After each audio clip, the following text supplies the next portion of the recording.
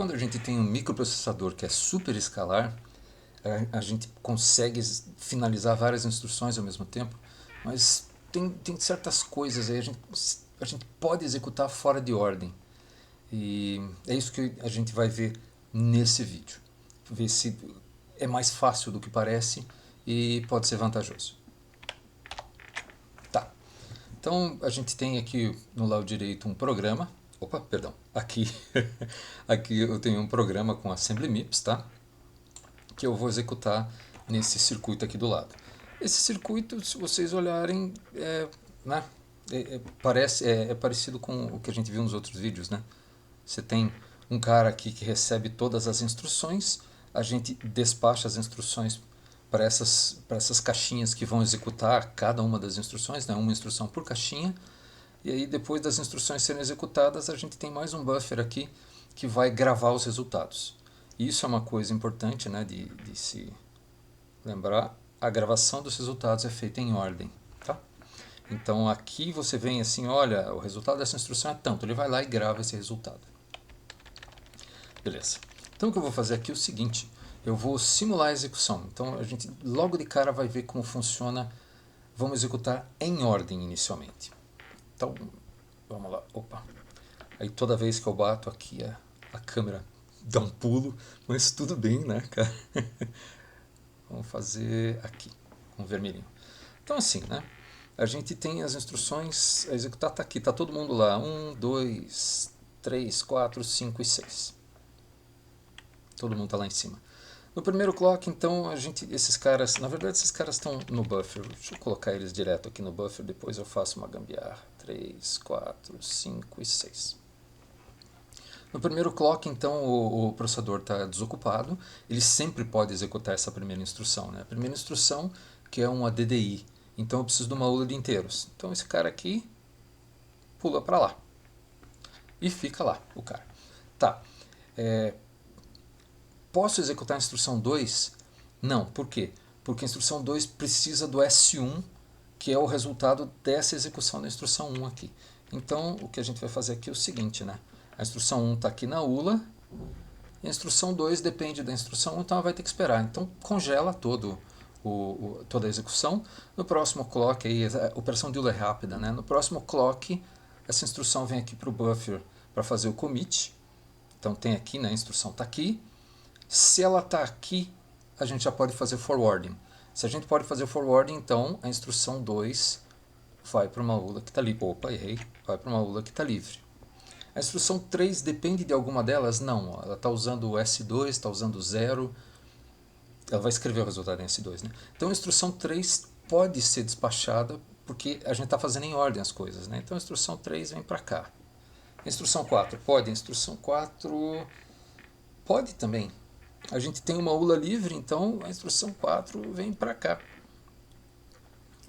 Olha só. É interessante, né? A instrução 5... Nossa, eu coloquei 6.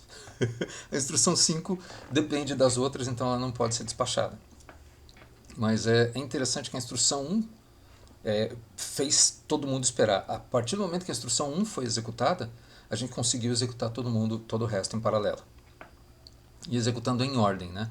Então, o algoritmo da execução em ordem é o seguinte.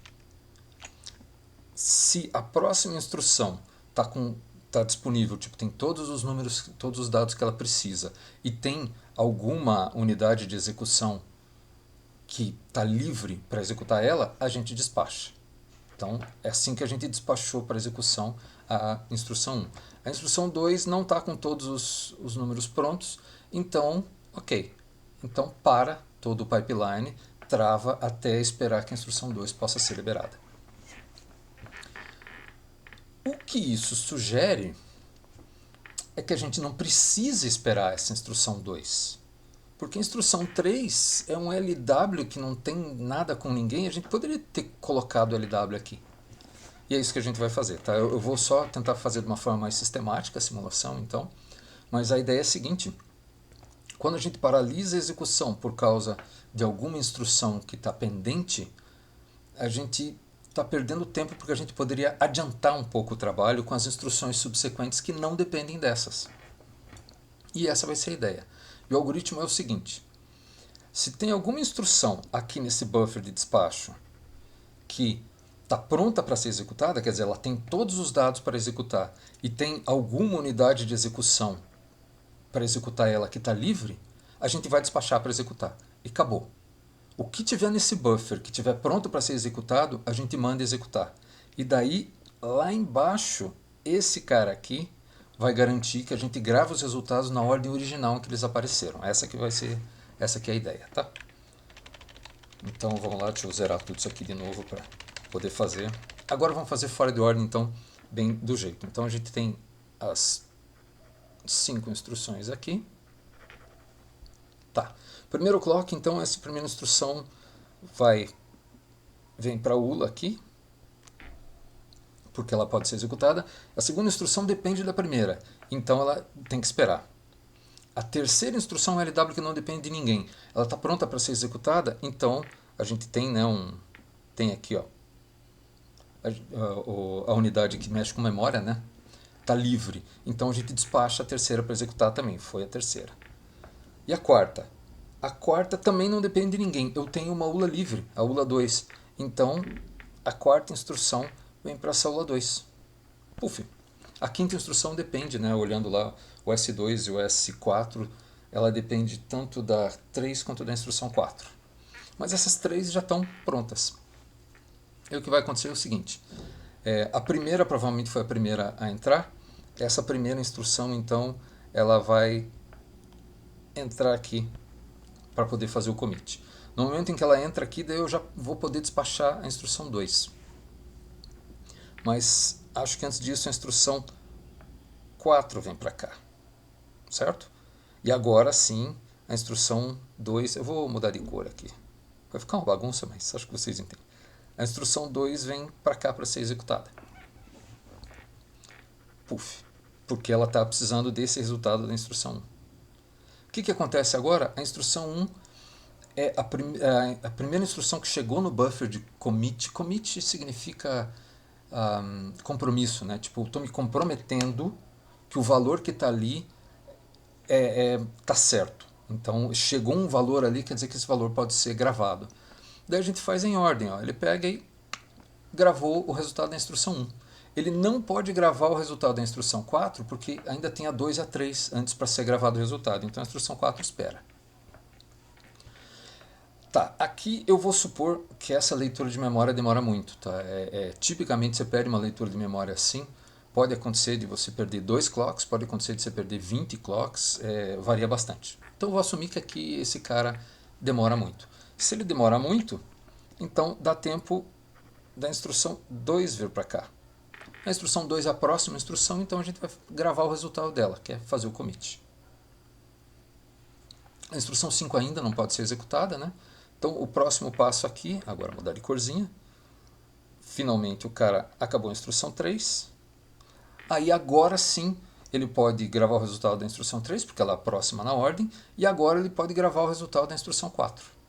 Ao mesmo tempo ele consegue finalmente despachar a instrução 5 para ser executada, em qualquer uma das ULAs que está livre, porque a instrução 5 depende da 3 e da 4. Né? Então, no momento em que a instrução 3 chegou ali embaixo no buffer de commit, a gente pode despachar a instrução 5 para executar.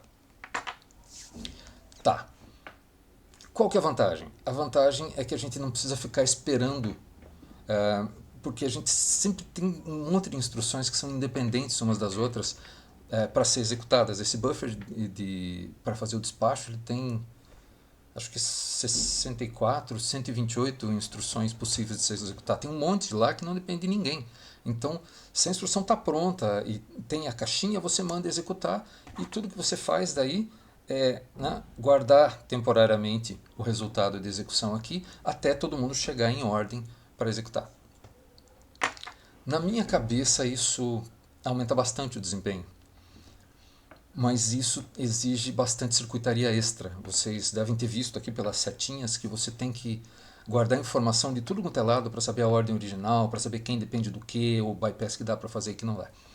O resultado é o seguinte: essa circuitaria extra tem um ônus tanto de um pouco de tempo de execução, né, ela atrasa um pouco a execução, quanto de gasto de consumo de energia. E o resultado é que, mesmo pela Intel, você vê que eles passam uns 2, 3 anos com todo mundo executando fora de ordem, aí eles mudam. Aí passa 2 anos lá, todo mundo executando em ordem. E os ARMs, então, eles são mais variados. Tem alguns que executam em ordem, outros que executam fora de ordem. Então, não é assim uma solução que dá para usar sempre. Depende do que você está querendo, depende da implementação estar funcionando bem para daí valer a pena. Usualmente, em questões com alto desempenho, vale a pena fazer isso, ele acelera um pouco a execução.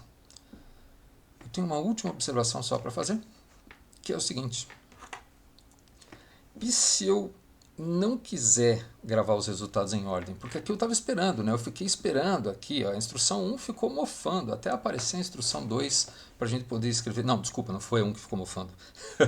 Falando bobagem. A instrução 4 ficou mofando até que a instrução 2 e a 3 aparecessem para daí a gente poder escrever. Mas dá uma olhada na instrução 4 ali do lado.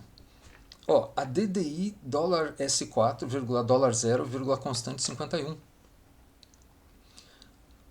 A gente não está usando o S4 em nenhuma das outras instruções. Essa instrução não depende de ninguém.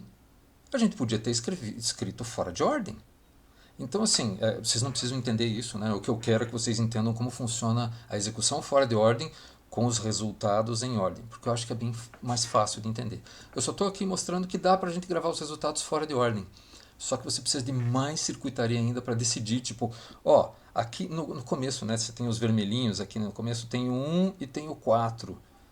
Será que a gente pode gravar o resultado do 4? Aí a gente precisa que o circuito avalie todas as instruções que vêm antes do 4 para ver se a gente gravar esse resultado não vai interferir em nenhuma das outras instruções. Se a ordem de gravação dos resultados pode ser violada de alguma forma. Então isso é mais circuitaria. Isso daí eu acho que fica com uma complicação meio forte. A gente como ser humano olha e acha susse, né? Mas fazer um circuito para isso eu não seria afim, né? Então para a gente aqui, para efeitos dessa disciplina, é só saber mais ou menos como funciona a execução fora de ordem com a gravação dos resultados, o commit, em ordem.